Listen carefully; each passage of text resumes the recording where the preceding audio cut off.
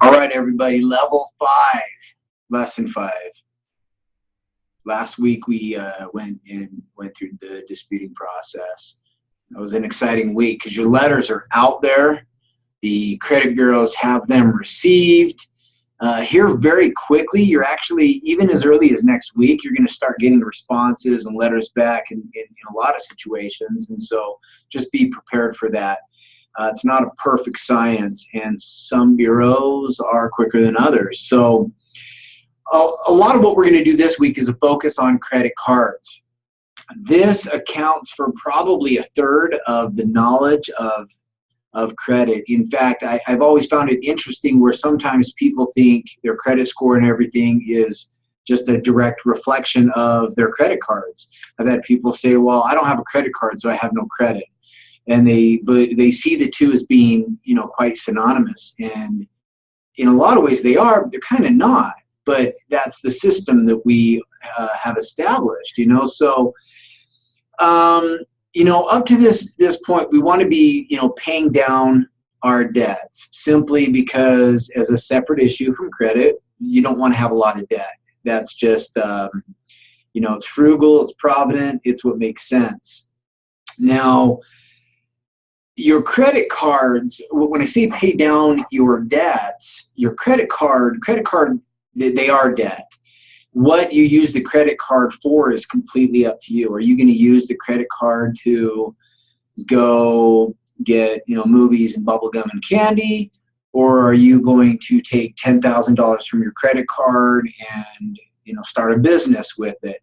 People use credit cards for all different types of reasons, regardless of if it's a vehicle for an income stream or it's just pure, unadulterated, negative debt. You want to have the highest limit possible and the lowest interest rate. So pay attention to it. Well, before I get ahead of myself here, some of you have credit cards, some of you do not. Those of you that do not, you've got to get out there and establish credit lines, and credit cards is the most powerful tool to do that. It's that revolving debt that you can carry your ratio on. It's a little bit different than like a signature loan where they give you a lump sum of money. So when you get into a credit card, and bear with me here as I explain this full-heartedly, when you get a credit card, you want to pay attention to the 0% introductory rates because, what's better than 0%? But look at where they balloon to. Do they become, 7% after 6 months, or do they jump up to 27%? Really look at all the finer points. Don't just get into a credit card. People do that with vehicles and other types of lending, and we're going to get into that in 3 or 4 lessons here down the road when we talk about more powerful building blocks. But you want to make sure you know exactly what you're getting into. Make sure it's a credit card. The charge cards are a little bit different. An unsecured credit card is what you want to have your hands on because it has the greatest reward for your credit. Now, you want to keep your balances well below your credit limit. And there's a number of reasons for that. You want to make certain that,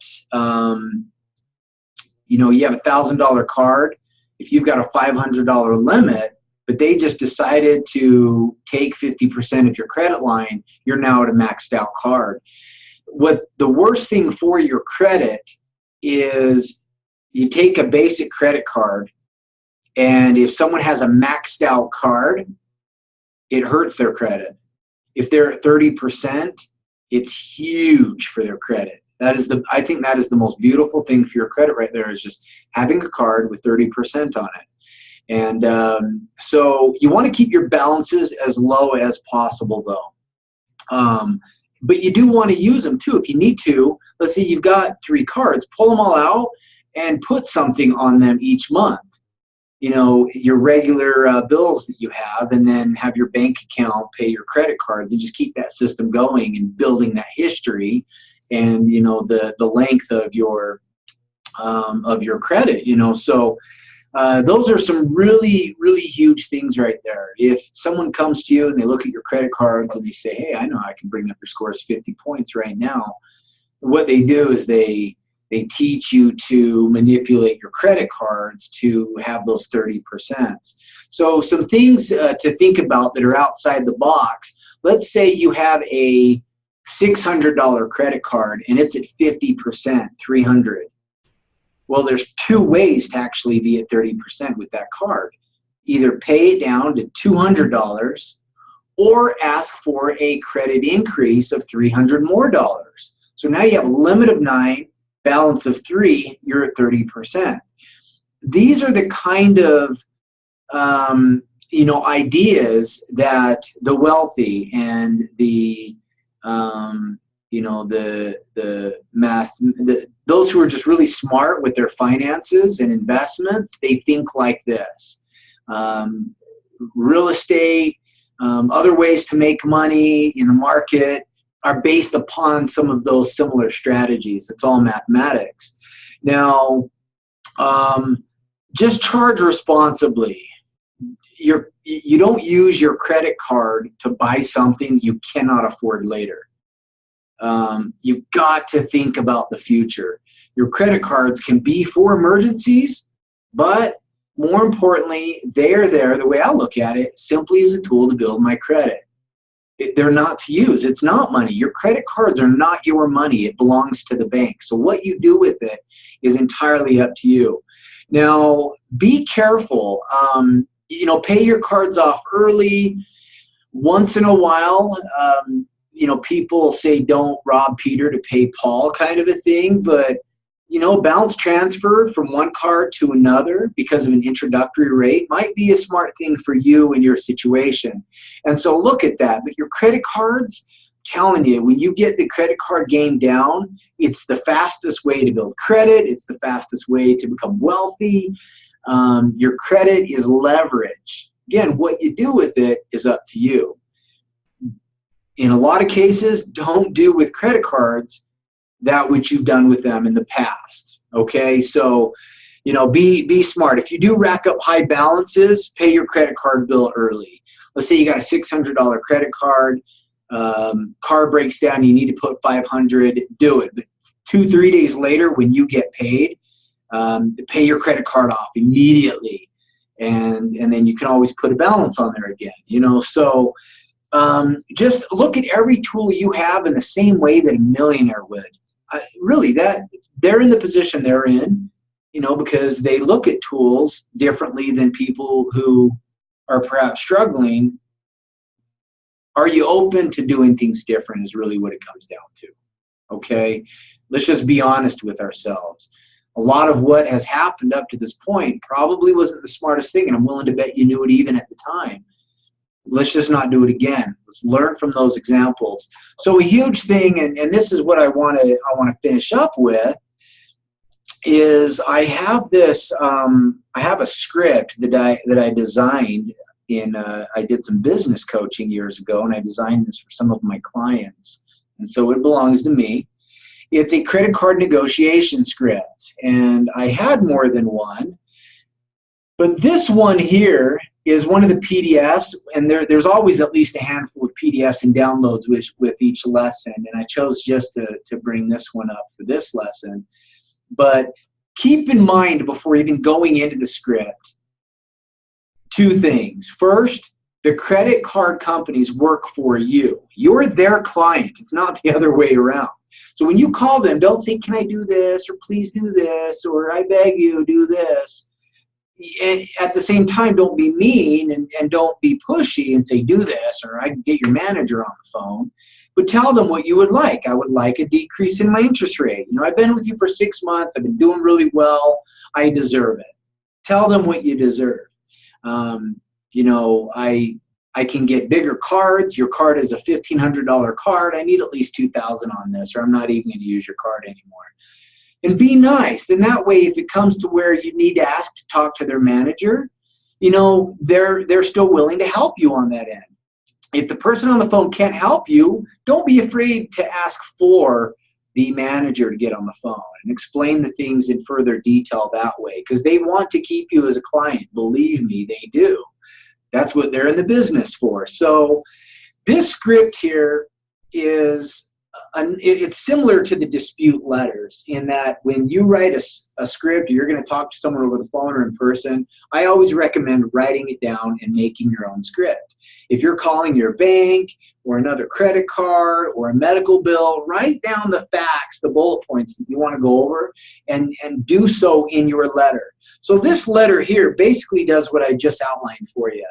Hello, my name's Jeremy. I've been with you guys for 6 months and 3 years and 6 months. And I've been a good customer over the years. I'd like to keep doing business with you. So see, you're pointing out that you want to stick around, but my APR seems high and I'd like to talk with someone about that. I'm concerned. Put that in your voice. Put that in there. Is this something you have the authority to change? Oh, I don't.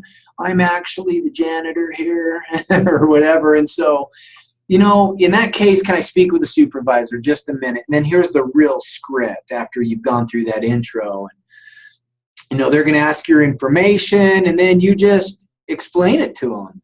I'd like I feel that other cards have been sending me emails and such that I can get a 10% annual credit card. And I'm at 15 right now, but I need to get as close to 10 as possible. And they may say, you know what, sir, I just ran your numbers. A lot of times the other company's emails can be generic, and I'm not saying that they're telling you something that's untrue, but what we can do here is bring this card to a 12%, but we can also up your limit $200.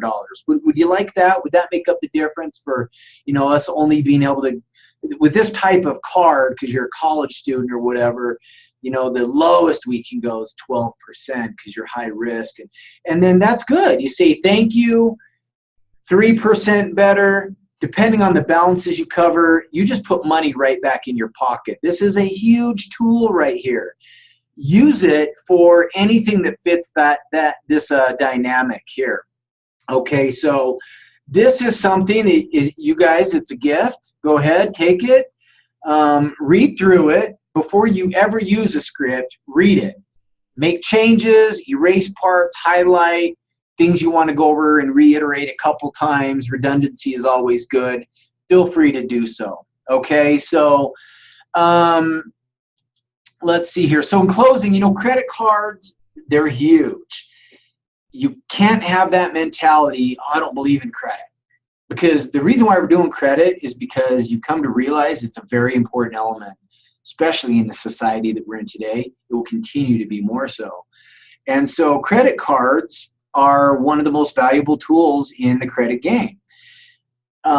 If you're really worried and you have no self-control to use a credit card, put it in an envelope, put it in your safe, bury it in the backyard, give it to mom and pop and have them put it in their safe, someone you trust, give it to a clergy member, do something like that. But you need those credit lines and you need to use them. And I'm telling you, as you use those, keep 30% on each one. Have a thing I forgot is the reason why you want the highest limit possible is not to use that high limit, but so that whatever your balance is, it's a lower ratio as it continues. I know you guys can't see my other hand up there, but that's an important thing to keep in mind. Some of you may have caught on to that naturally in hearing that. But this is the beginning of like some of those power tools. There's another one we get into later. This right here is kind of the balancing out. You're now establishing some credit lines. It's not a secured card. We're not focusing a whole lot on debt, which is the negative.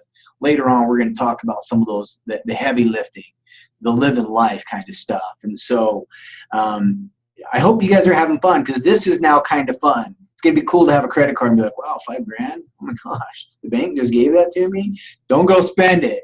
But put one of your current bills on there and let's go from there. So next week is we're going to talk more about the credit score. And this is some cool stuff because this is where you take the credit and you put it into here and it becomes a part of you. And you guys are going to be walking credit specialist machines, okay?